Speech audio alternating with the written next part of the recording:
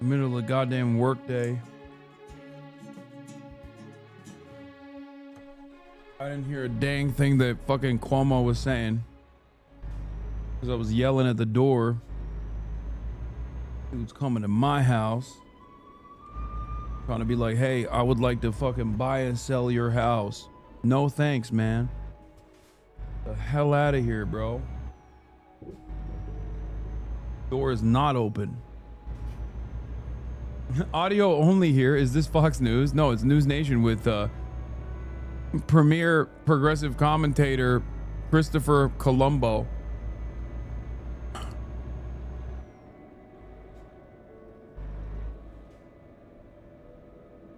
But radicals keep missing the rational.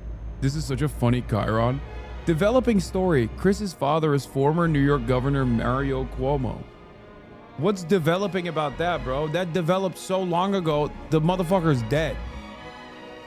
It can't develop any further than it has. You know what I mean? That is the most developed story of all time. There is nothing more developing on that front. Okay?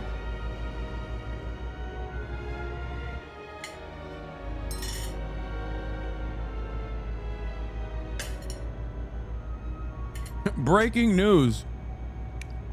Christopher Cuomo, son of Mario Cuomo.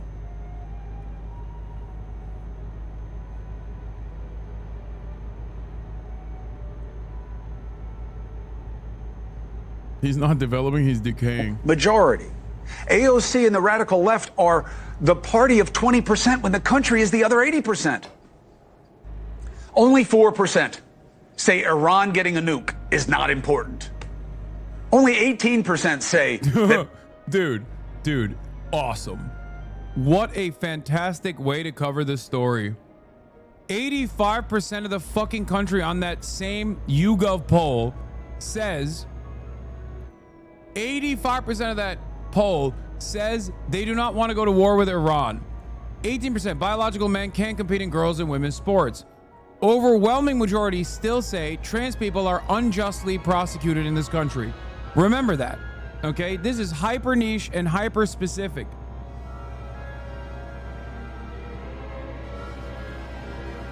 "33% foreign students who can support terror can stay in the U.S. Don't even know where he got this from. But again, overwhelmingly unpopular to fucking deport people, students, for the crime of exercising their First Amendment rights. Overwhelmingly unpopular. It's also unconstitutional. Suck my dick. It's the most American thing you can do, bitch ass. 16% say deportations should stop. Deportations are unpopular. Again, majority disapproval for Trump's deportation. 27% support ICE. They used the wrong statistic. Oh, so they just lied. They just fucking lied. As in, only 27% support ICE. 27% support abolishing ICE is so fucking stupid. Rolling on the floor laughing, you are hyper niche. I'm hyper niche? Motherfucker, I got a stadium. I got 2 stadiums full of motherfuckers in here watching. We have a larger, broader audience than fucking mainstream news. And you're talking to me as though News Nation, which can't fucking crack 1,000 views on YouTube every episode, is more is less niche and more broadly popular? Are you out of your fucking mind, dude? There's numbers on the board right here.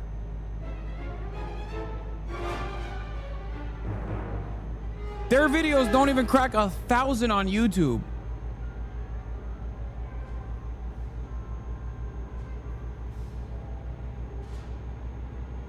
This is perhaps the worst.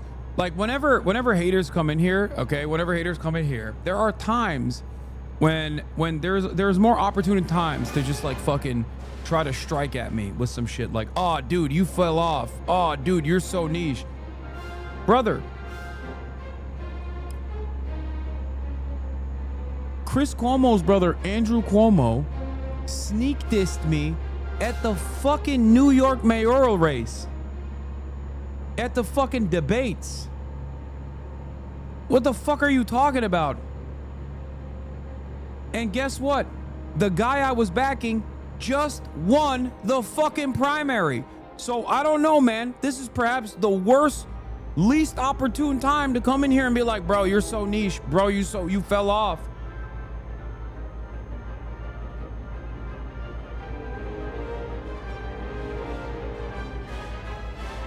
You know what I mean?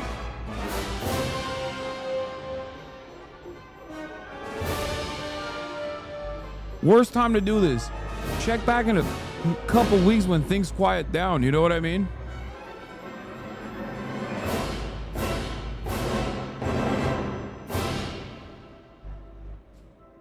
Men who identify as women shouldn't play in women's or girls' sports. Anyway, all those statistics are bunk. They just fucking lied about it.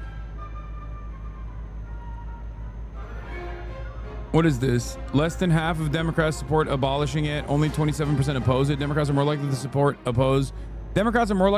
than oppose abolishing ICE.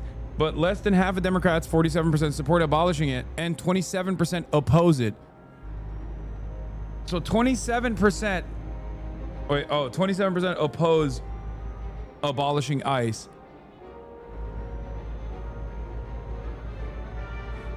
They didn't misrepresent the statistic. Anyway, it doesn't matter. It's still a fucking deeply unpopular institution, even across the board.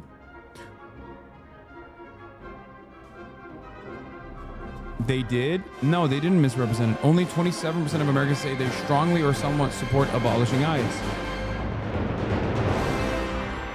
No, they did. Relook at the video.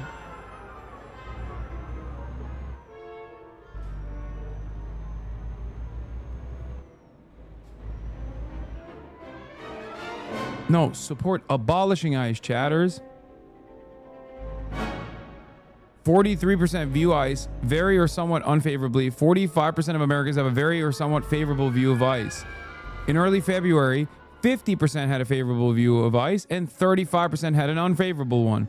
Since then, Democrats have become much less favorable towards ICE. 13% net favorability in February minus 68 now.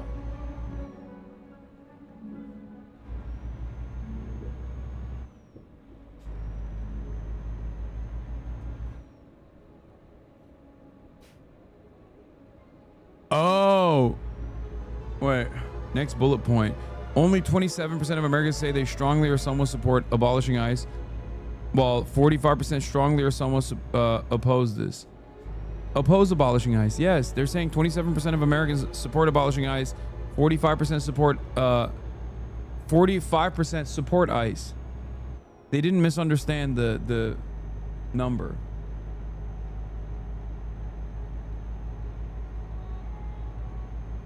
They're saying 27% of Americans and 47% of Democrats support abolishing ICE. Yes.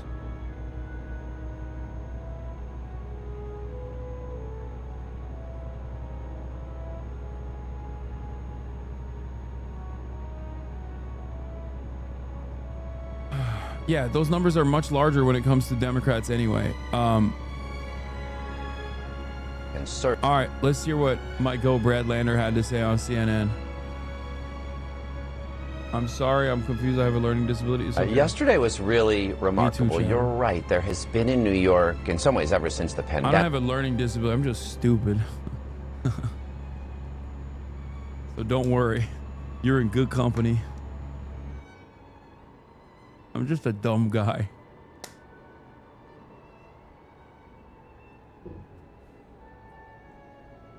And certainly since Trump's election, it's kind of a dark time. You got Trump in office, you have Eric Adams' corruption, you have Andrew Cuomo running this campaign like the city's in crisis, and meanwhile Zohran Mamdani runs this very hopeful campaign. He and I then cross-endorsed in an unusual way that ranked choice voting makes possible, and people said, we love the idea of politics as more of a team sport for the future of our city than as the selfish politics that Andrew Cuomo and Eric Adams have played. And yesterday, voters all over came out in this really hopeful spirit that said, we want a New York City that everyone can afford and where everyone belongs. And I hope Democrats around the country are inspired by it. There are certainly Democrats who will be looking at this and wondering what it could mean for them. I wonder if you think that should be Democratic Party leaders like New York Senator and Senate Minority Leader Chuck Schumer. What do you think he should be thinking about today? Well, look, I mean, Zohran Mamdani has won the Democratic primary. You're right. We have to see the ranked choice tabulations, but Andrew Cuomo conceded. Everybody knows it. Democrats now should come together behind the Democratic nominee and, well, help him win in November. Okay, and also you're aware, conservatives are seeing opportunity here. Actually, President Trump just posted about the race, and he said it's in part, it's finally happened. The Democrats have crossed the line. Zohran Mamdani, a 100% communist lunatic, has just won the Dem primary and is on his way to becoming mayor. As you know, of course, and we're noting here, there are more steps ahead of us here. But what is your response to that? Well, first, I love that Zohran Mamdani is in Donald Trump's head. In that same tweet, Trump calls Senator Schumer a Palestinian. Like, they're going to lie whatever we do. What I think this election shows, what last night's election shows, is people are hungry for a hopeful vision, and they're hungry for fighters. I'll be honest, I don't think the line for the party right now is between progressives and moderates. I think it's between fighters and folders. People want someone who's going to go to bat for working people, paint a real vision of a city people could afford, fight for it, and get on the field. And that's what I think Zohran did. I was proud to be a part of that with our cross endorsement, and that's what I think Democrats need to do in New York City.